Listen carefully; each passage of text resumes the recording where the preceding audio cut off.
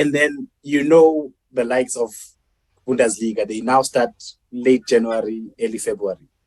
Who, if you take Barclays and Bundesliga, who has an advantage between the two?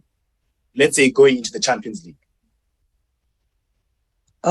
May you repeat part of your questions? From right. That part where you said the World Cup is coming on December. All right, so the World Cup is coming in. Yeah, okay, the World Cup is coming in December, né? And then immediately, Barclays, they don't play like that. They're like, hey guys, let's get back to business. We have to make money, yes. Right? But Bundesliga will go back later, né? And we've got the World Cup now. How does that affect Barclays, or how does that affect Bundesliga? Okay, let me say that you are playing in Barclays.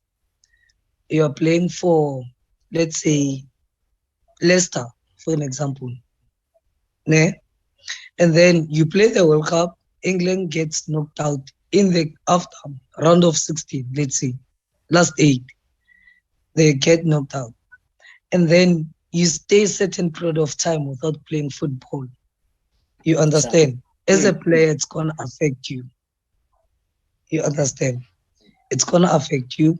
Not lots of players are going to make it to the semifinals and the final. For me, it's an advantage to the teams in the Barclays Premier League. You understand? Than the ones from Germany, because you're going to come back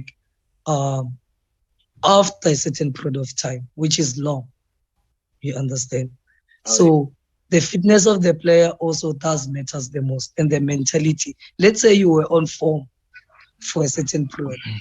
You know that form of players during a certain period of time. Then you're going to lose that form, even if you keep on training. You understand? Because you're not playing official matches yet. All right. Gareth Bale would disagree on you on that. But anyways, I'm saying Gareth Bale would actually disagree on that. All right, gentlemen, I'm going to throw some stats on you now before we get to decision making. So we've got results for 1860 Munich. I said Munich last time. Oh, okay. Munich. All right. As we can see over here, Munich, if I can just get there, they've got 2 wins, 2 losses, and 1 draw. Yeah. This is actually it's 2 wins and 2 losses. Okay, let's leave the June result. So that's 2 wins and 2 losses. Yeah. Okay, like I said, 3rd division. They've scored 5 goals in 4 games. Then they've conceded 13 in those games. Ne? If we go to Borussia, they've played quite a lot of games. Hence I'm asking myself, what's going to happen in this World Cup? Where is Dortmund? Okay, Dortmund have 3 out of 4. They've won 3 out of 4 in their games. They've got 11 goals out of that 5. Now, I tried to do some calculations here, and in those games, they've got a goal scoring chance of 2.2 per game. Ne? They've conceded 6, and they've got a chance of conceding 1.2 per game. I'm going to throw a lot of stats at you guys right now, but we'll get to the betting. In those 5 games, they've had a 60% chance of scoring in the first half, 60% chance of scoring in the second half. Within those 5 games, they've been involved in a game with over 0.5 goals, 100% times, 1.5, 100%, 2.5, 60%, 3.5, 60%. Ne? So now we're going to get to the betting. We're going to get to the deciding on what you think on how this game is going to go. Let me just bring that up here. All right. BK, talk to me. What's happening here? Surely you have to give Dortmund the win here. Okay. Over 1.5. Sharp. Wonga, do you concur or do you have more? Yeah, I'm with BK. Okay. Pretty. I am with him, but from experience from last season, hey, you'll never know with Dortmund. You'll never know. So I'll prefer being on the safe side with this Okay. one. Sharp. I'd rather say that over 2.5 and BTS. All right. Over 2.5. BTS is both teams to score. All right. I agree mostly. Actually, I was going with the Dortmund overall win because it's a cup game. So I'll just do that. Dortmund. But I agree with the 2.5 that Pretty put over there. All right, then now on to SV Elversberg. If I chopped that name, please put it on the comments on how it is pronounced. Versus Bayer 04. Now, this team was scoring goals for fun last season. Oh, this is going to be a problem.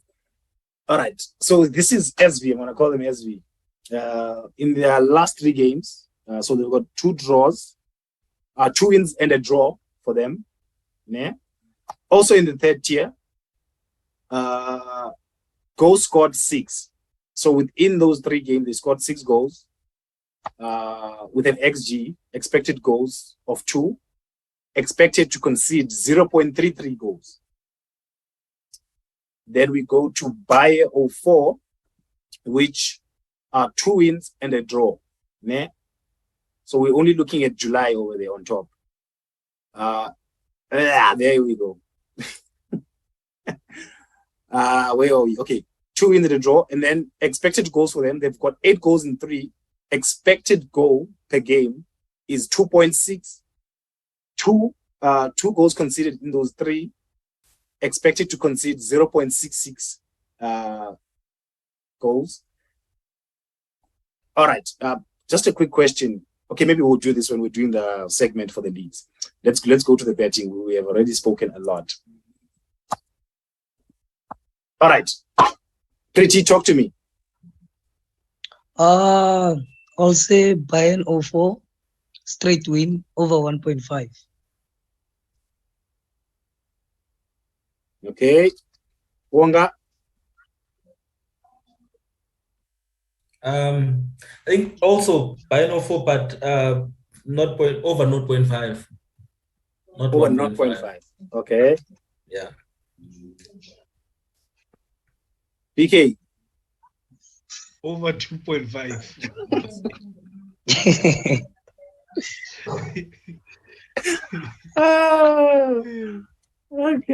Okay. Next time I'll be the one to decide first. You guys are taking. Listen, I agree with BK. These guys were scoring goals for fun last season, but hey, it's a brand new season. We don't know. But yeah, it is still preseason in a way. So now we go to FCK SC versus Freiburg. Now, what excited me about this team, they tried their best to qualify for Champions League last season. They got to the DFB Pokal final versus a wounded Leipzig that were beaten by Rangers. So they had no choice, man. They had to lose this one. All right. Stats. FCK, 3 out of 4 with a draw. 2nd division, not 3rd division. Goals scored 11. Expected goal of 2.75. Goals conceded per game, 1. There we go to Freiburg. Freiburg, it's 4 out of 5. Is it? Did I count? Okay, yeah, it is 4 out of 5. 4 out of 5 wins for Freiburg. 9 goals in 5. Expected goal of 1.8. 3 conceded in 5, meaning expected to concede 0.6. Freiburg only conceded in 1 game out of their 5. Now, talk to me. Okay, let me go first this time before they say I'm a copycat. Listen, I'm always a safe guy. I'll go overall Freiburg, but I would also go BTS. No. So pretty your BTS on top of there was yes. Yes, it was. Okay. BK, talk to me. Freiburg draw over 1.5. Okay. Looks like people are just deciding that things will be decided on 90 minutes today. Freiburg draw. Freiburg draw, said? Over 1.5. Over 1.5. Okay.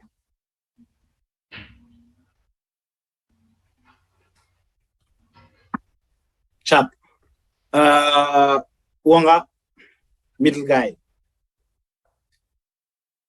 I think also Freiburg, and the reason I would say that only one team to score is because Freiburg in those stats that you had just given us, they've been resolute in defense, because out of 5 they considered only in one game. So I would bet that they were not gonna concede in this game also. Away. 3G. I can say that FCK or Freiburg and under.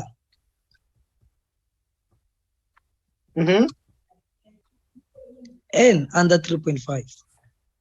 All right. We separate the things just to when we now decide. All right. Yes. Let's go to the Johan Cruyff Shield or Johan Cruyff, however you say it, man.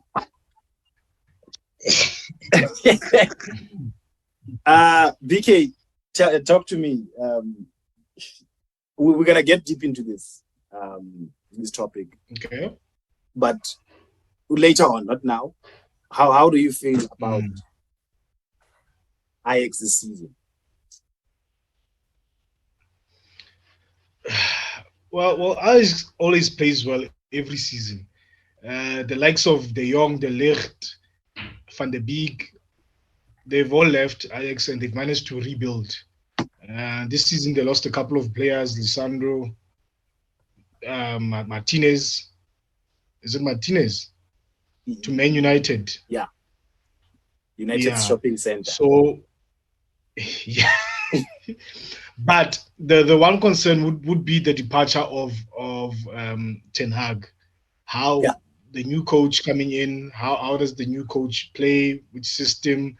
Are they going to press as they've been pressing? Are they going to play a low block? So that will be a concern. But I would expect Ajax to get a coach that's true to the philosophy of Ajax. So I would say they will have a good season. I will say definitely they will have a good season. It might be rocky in the beginning, but they will definitely have a good season. Champions League? No. All right, fine. No. All right, fine. Then let's get into it. Oh yeah, I am so sorry.